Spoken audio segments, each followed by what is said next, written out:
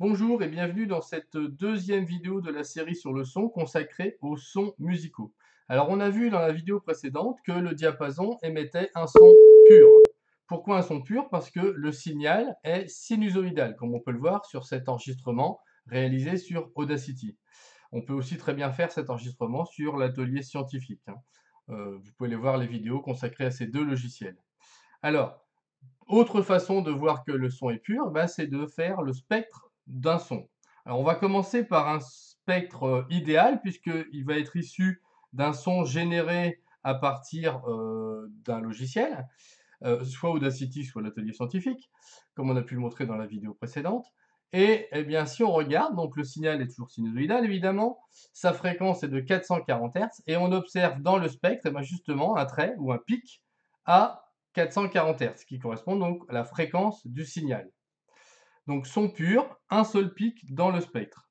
Alors regardons maintenant le spectre émis par un diapason. Donc ici, voici le spectre obtenu. On voit bien que la fréquence ici est à 414 Hz, donc logiquement, ça devrait être 440, hein. Mais ici, c'est un vrai enregistrement, on n'est plus sur un signal idéal, et donc il y a forcément des imperfections et des incertitudes sur les mesures.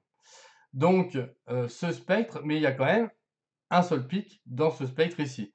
Alors on pourrait voir aussi avec l'atelier scientifique que bah, ce spectre, il peut avoir aussi quelques petites imperfections ici qu'on voit apparaître. Mais l'ensemble reste ici cohérent avec un pic bien visible à 440 Hz.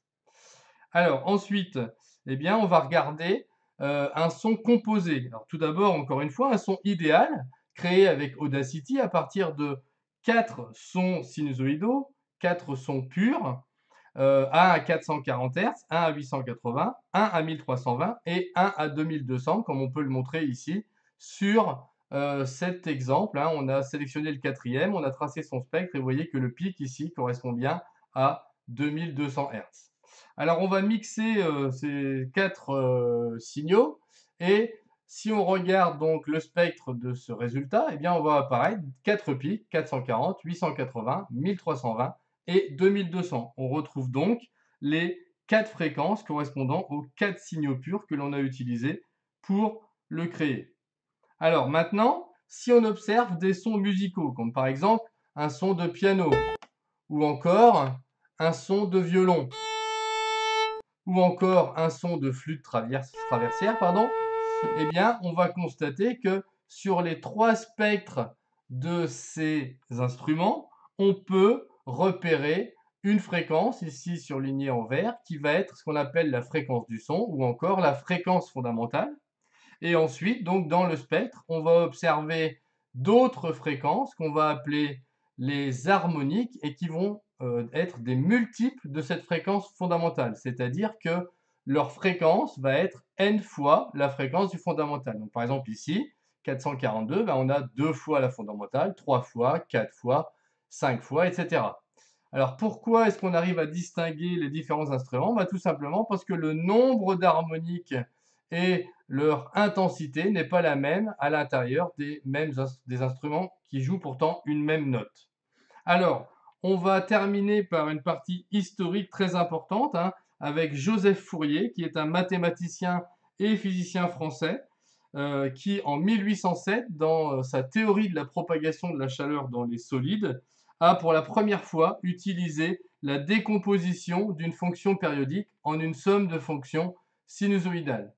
Alors c'est très important, hein, il a été reconnu que très tard, grâce à Riemann, hein, après avoir été rejeté par de grands noms de mathématiques comme Laplace ou encore Lagrange, hein. Mais cette théorie, hein, elle est aujourd'hui à la base de tout le traitement du signal, hein, que ce soit sonore ou électromagnétique, notamment pour le tracé des spectres.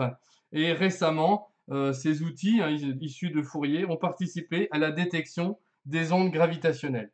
Donc une part importante de la physique et de la chimie. Voilà, je vous remercie, c'est tout pour cette vidéo, à bientôt, au revoir.